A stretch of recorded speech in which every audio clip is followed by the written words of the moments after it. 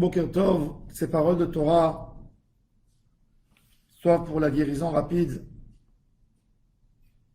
de Nissim ben Rivka, Moshe ben Rivka, Daniel ben Rivka, pour la guérison de Daniel Tamar Atou Bat Fortuné, pour la guérison de Eliyahu Hananel ben Ruth Mesodi et de Moshe Raphaël Nissim ben Kamil. Dans notre paracha, cette mitzvah de Bikurim que nous avons parlé un peu, on va dire un autre point de vue extraordinaire de Rabbi Chaim ben Attar, Or HaChaim HaKadosh. Les Bikurim, ce panier avec les premiers fruits que l'homme a récoltés, a récupérés de ses arbres fruitiers, il les amène et il les présente au Beth Amikdash. Il les pose devant le Kohen, devant l'autel. Et il dit, il parle, il se prononce, et il raconte des choses. Il dit au Or HaChaim HaKadosh que l'idée des Bikurim symbolise le jour où l'homme se retrouvera en haut, devant un Kadosh Baruch Hu, et amener son panier d'actions, des fruits de ses actions qui sont restés dans le monde. Akadosh Baruch Hu nous donne notre vie, nous comble de bonheur, de joie, nous met dans des endroits où on est censé faire des choses. Tout ce qui se passe dans la vie, c'est comme si nous avons eu une maison, nous avons eu des arbres, et on est censé récupérer des fruits, à avoir une bracha,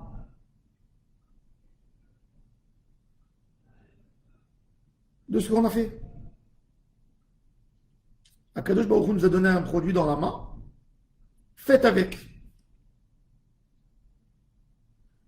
De la même manière que l'agriculteur, quand il voit les premiers fruits qui sortent de l'arbre, il se pose des questions par rapport à son investissement, par rapport à ce qu'il a mis, le coût, les gains, les bénéfices.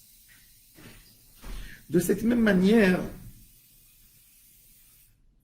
Akadosh Baruch Hu nous dit, j'ai envoyé ta neshama dans ce monde, et maintenant je veux voir les fruits. Qu'est-ce que tu m'as amené? Viens, on va voir dans ton panier tes bikurim à toi, tes propres fruits que tu as accueillis, que tu as eu par rapport à ce que tu as planté. Et là, il va y avoir des mitzvot de l'homme et malheureusement des averot. Les averot, c'est des fruits pourris qu'on a dans notre sac, qui donnent une mauvaise odeur, qui peuvent pourrir et polluer et abîmer les autres fruits. Et les mitzvot, c'est les beaux fruits. Quand on met les fruits, on les met dans un panier qui s'appelle, dans le langage de la Torah, Téné. Vesamta batene. Téné, c'est un récipient pour recevoir, mais Téné, en chiffre numérique, représente 60. Batene, Téné, c'est 60. C'est quoi 60? C'est la Torah orale qui a 60 ouvrages, 60 masertot de la Torah. Nos actions pour avoir de bonnes actions, des actions qui se gardent, Akadosh Baruch Hu nous a même donné un cadeau qui s'appelle la Torah. C'est-à-dire qu'Akadosh Baruch Hu nous a pas donné un produit dans les mains sans nous dire quoi faire avec, et à nous de faire, et à nous d'essayer, peut-être échouer, peut-être réussir. Non. Akadosh Baruch Hu nous a même donné un cahier avec le mode d'emploi, un cahier spécial où tout est écrit, comment réussir notre vie, comment savoir s'investir et comment obtenir des fruits extraordinaires qui vont plaire à Akadosh Baruch Hu. En même temps qu'Akadosh Baruch Hu nous a donné ce téné, ce cahier, en ce même moment, on a eu le mauvais penchant qui est venu avec. C'est le Yetzer Hara. Arami Oved Avi. Arami, la vanne à Arami. Arami, c'est les mêmes lettres de Ramaï. Ramaï, c'est un menteur. Il prend la vérité, il la jette plus loin. Comme il dit Rashi, Rama Bayam, Ramaï, ça vient du mot Rama. Rama, c'est prendre quelque chose et le jeter loin. Il prend la vérité, il la jette loin. Et il nous montre les tentations et les plaisirs de ce monde, qu'en réalité, ils n'aboutissent à rien. Tu ne peux pas arriver aucun part avec les tentations de ce monde. Ce monde amène l'homme au plus bas, le tire au bas. Tandis que les mitzvot et maasim tovim lui donnent un élan pour l'amener au olam haba. Alors le Arami, le fameux Ramaï, le fameux Yetzer Hara, essaie de nous perturber. Il a même fait perdre qui? Avi, l'homme, le père de nous tous, Adam. Adam qui a été tenté par le Yetzer Hara. Avi, notre père, c'est aussi la Neshama, comme que le Zohar HaKadosh dit dans Parashat Lech Lecha, que la Neshama de l'homme s'appelle Abba. C'est le premier point qui a créé tout ce qu'il y a dans l'homme. Et le Yetzer Hara nous a même fait descendre en bas, Vayered Mitzrayim, nous a amené en Égypte, nous a amené dans les Mitzrayim. Vayered Mitzrayim, Mitzrayim, ça veut dire étroit. Le monde du Yetzer Hara est un monde bloqué, étroit, où l'homme ne voit rien que sa tentation devant lui. Il n'a pas une perspective pour voir tout, pour voir le bien contre le mal. Il voit que sa tentation devant lui. Il est persuadé que s'il obtiendra ce qu'il veut, il sera l'homme le plus heureux du monde. Faux, faux, complètement faux. Mais le Yetzer Hara, c'est ça. C'est de mettre l'homme dans un tourbillon et de ne pas le laisser penser, ne pas le laisser sortir. Il le met dans une chambre où la personne est persuadée qu'il est arrivé au summum de ses plaisirs et de ses désirs. Mais même s'il ouvrait la fenêtre, il aurait vu qu'est-ce qu'il peut obtenir. Mais il ne le laisse pas ouvrir la fenêtre. Et l'homme ne se rend pas compte le bonheur qu'il peut obtenir par rapport à ça. Et on habite dans un monde que le Yetzer Hara nous a créé. Vayered Mitzrayim, Vayagor Sham. Bimtemeat, avec des forces très faibles. Vayisham le Goy Gadol Atzum Varav. C'est le Yetzer Hara qui se multiplie, comme il dit le Hari Akadosh. Vesalachta la Avoni ki ravhu. C'est pas par rapport à mon Avon qui ravhu. C'est pas ma faute qui est nombreuse. C'est le Yetzer Hara qui ravhu. Car il est grand, il est énorme. Il est devenu énorme. Vayareu otanu amitzrim vayanunu. En fin de compte, le Yetzer Hara, il a voulu faire de nous un dévoué à lui, quelqu'un qui fait tout ce qu'il dit sans penser. Et qu'est-ce qu'il nous donne? La avoda kasha. Tous les jours, il se renforce plus et plus pour qu'on ne pense même pas à arriver à une indépendance, à penser tout seul. Et là, Akadosh Baruch Hu nous donne aussi le secret comment résister. Résister au Yetzer Hara. Vanitzak el Hashem. Vanitzak el Hashem. Crier à Akadosh Baruch Hu. Crier qui nous sauve du Yetzer Hara. Tous les matins, dans Birkot HaShachar, on dit Shetatzileni hayom chol yom vayom Yetzer Hara. Mais si Akadosh Baruch Hu, c'est lui qui a créé le Yetzer Hara, pourquoi il écoutera notre prière? Puisqu'il l'a mis ici. Akadosh Baruch Hu l'a créé, mais Akadosh Baruch Hu attend ton cri pour t'aider aussi, pour te donner encore des outils. Bechol yom vayom yitzro shel adam mitgaber alav, ve'ilmale Akadosh Baruch Hu ozer lo. Si Akadosh Baruch Hu n'aide pas l'homme, il tomberait dans les mains du Yetzer Hara. C'est comme de la même manière que Rabbi Chaim de Volojin dit que la tfila, c'est la clé pour obtenir la parnassa. Ben, Akadosh Baruch Hu, il me donne une guerre contre le Yetzer Hara.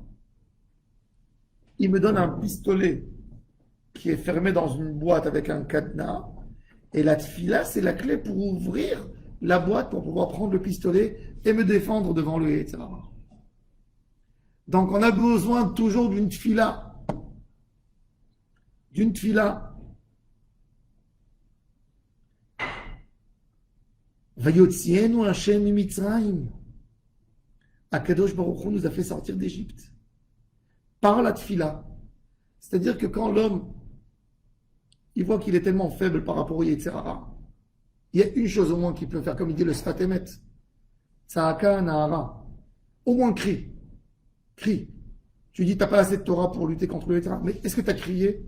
Est-ce que tu as pleuré? Est-ce que tu as versé des larmes? Est-ce que tu as fait une bonne des doutes? Est-ce que tu t'es dit, je suis loin d'Hachem? Quand tu cries, Vayotzienu Hashem mimitzrayim, on est sauvé du Yetzer Hara. Beyat Chazaka, c'est la Torah. Comment on sort d'Égypte? Comment on obtient une victoire contre le Yetzer Hara? Avec Yad Chazaka. La Torah, elle s'appelle Yad Chazaka. Ou Bizroa Netouya. Zroa Netouya, c'est quoi? C'est les mitzvot que l'homme a. Les tfilines de la main, ils sont posés sur le Zroa. On touche avec, on met les tfilines sur la tête. On touche la mezouza. La mitzvah se fait avec la main. Bizroa Netouya, ne pas oublier Hachem. Ou beotot, otot va'elecha leot al yadecha, ou zikaron benenecha, ou moftim. La mezouza, elle s'appelle mofet. Comme il dit le Zohar, dans la mezouza, c'est écrit Shaddai dessus. Que le Satan, il voit, il ne rentre pas dans les maisons. La mezouza, c'est je mets dehors à ma porte, je suis un serviteur d'Hachem. Personne des forces du mal a le droit de rentrer dans cette maison. Ou bien on peut dire aussi, Beyat Chazaka, c'est Sefer Bereshit, Zoran Netouya, c'est Sefer Shemot. Mora Gadol, c'est la crainte d'Hachem, c'est Vayikra. Otot, c'est Chumash Apikudim qui commence avec les Otot des Shvatim. Mofetim, c'est ce que Moshe Rabbeinu fait une Torecha, fait une leçon de Moussar à Israël. Si on y tient à tout ça, on arrive à lutter contre le Yetzer Hara. Et c'est là qu'on n'aura pas honte avec notre panier de bikurim, les amener devant le Créateur, devant le Seigneur, devant le Maître du monde. Vayevienu el hamakom hazeh olam haba, ou que la neshama elle reste là-bas toujours. Gan Eden. Vayiten lanu et haaretz hazot eretz zavat chalav udvash. Quand tu arrives, quand tu contrôles tes actions avec la Torah que Hachem t'a donnée, avec le livre d'emploi, quand tu cries à Hachem tous les jours de te sauver du Yetzer Hara, quand tu demandes à Akadosh Baruch Hu tous les jours de t'aider, quand tu te rapproches d'Hachem, tu arrives à accumuler des mitzvot et des ma'asim tovim et de les mettre dans un panier qui s'appelle Téné. Tu mesures et tu calcules et tu observes et tu contrôles toutes tes actions par rapport à Téné, Torah Kdosha, Torah Sheba'al-Peh, la Torah écrite, la Torah orale, les paroles de nos sages, les livres de Moussar. Et là, en fin de compte, tu peux arriver à un Olam Haba. Tu amèneras tout un jour devant Hachem. Tu mettras tout à table sans avoir peur, sans avoir honte de ta marchandise. Ton sac de fruits, c'est des beaux fruits, c'est pas des fruits abîmés. Et Akadosh Baruch Hu te donnera Vesamarta Bechol Hatov. Bechol Hatov, c'est qui? C'est Akadosh Baruch Hu. Et là, nous dit l'Or HaChaim Akadosh, une de ses plus belles phrases. Je suis ému de lire.